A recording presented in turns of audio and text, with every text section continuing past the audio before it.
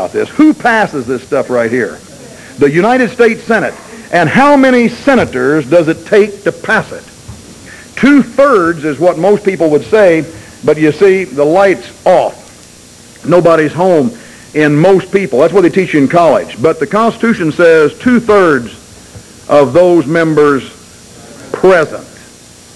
And so if you had 3 people, they could pass this as the supreme law of the land.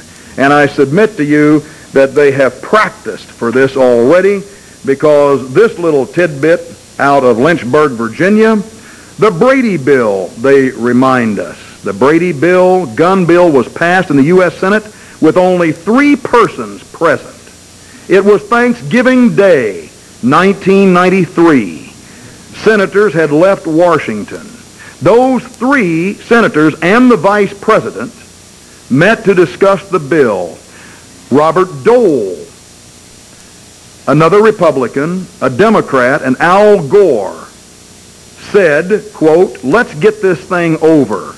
Majority rule was suspended, and the anti-gun bill was passed 2-1. Now, do you see why maybe you've got to do your part? You've got to get involved? Do you think it's worth a call? You got 2 senators to tell them that you are really serious about this UN rights of the child, that you support Jesse Helms before God takes him from North Carolina, that you don't want to see America get in the same position that Great Britain is in. They got videotape here. Cite this kind of stuff. Give these kinds of references. Your senators from Texas know Jesse Helms. They know of this resolution. If they pass this resolution, let it be shame on them, but not shame on you for doing nothing about it. Now, something else, and I've got copies of the UN rights of the child. Matter of fact, on the radio program, I give out the 1-800 number so that you can get these copies. Let me give out the 1-800 number right now to the UN, where you can get your own copy of their rights of the child. It is 1-800-263-8160. 1-800-263-8160. Tell them you want the UN rights of the child. Now, when you get it, I want you to do some reading. I want you to read not just the words it says, but read a little bit behind the lines of what it means.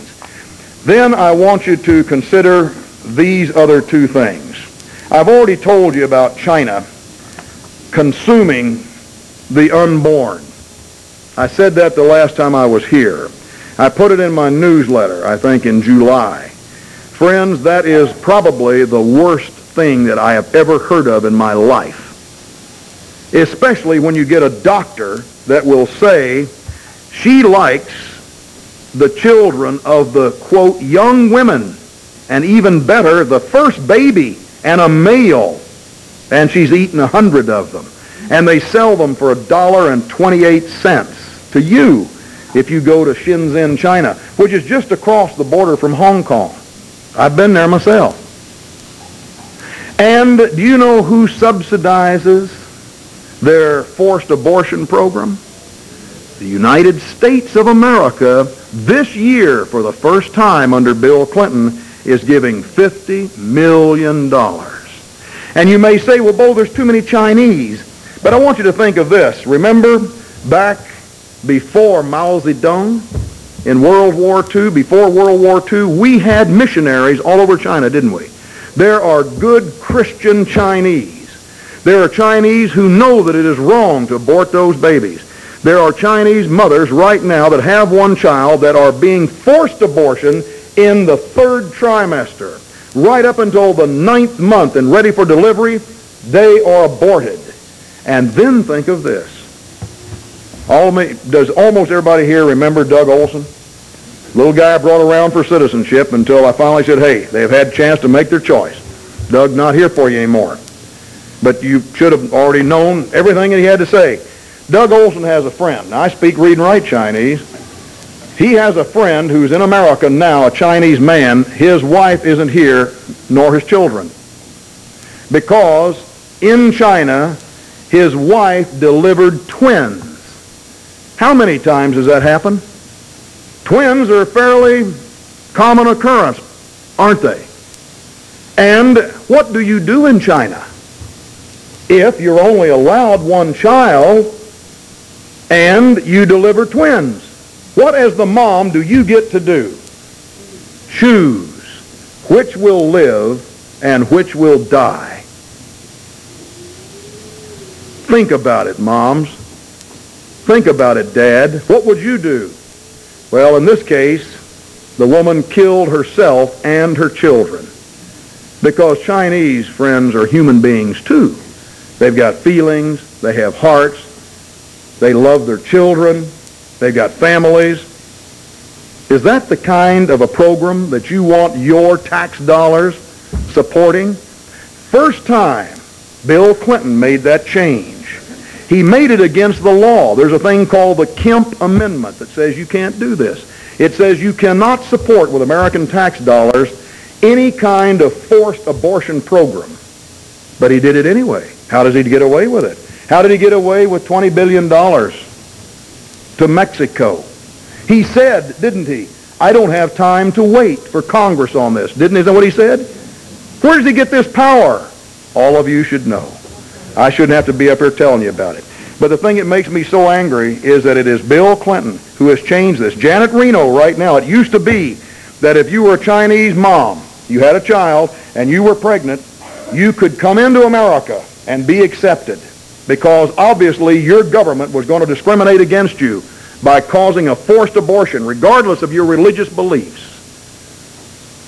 And you know, this year under Janet Reno, that has been changed. Now if you have AIDS, now if you are homosexual, arms are open to you in America if you can show that your country would discriminate against you. But not if you're a person who would have a forced abortion. They sent those Chinese women back. How would you like to be aboard that boat? Your faith in the promised land, in God's flag upon, and can you imagine the talk before they left? If we can just get to America. This 3-page news article, I actually printed a lot of it in my newsletter. It's out of United Press International. It is disgusting. You don't like that. I mentioned this last time I was around. Treaty, biological diversity treaty. See, I always learn. My grandma taught me in Oklahoma. Jimmy, if you don't have time, go to the back of the book and read the last thing that you see there. That'll be the thrust of the whole book. I said, okay, Grandma. Well, I've done that. When I pick up the Bible, I thrill because I know who wins. I don't know how we get there, but I know who wins. Now, I can go back and read and find out. I'm excited.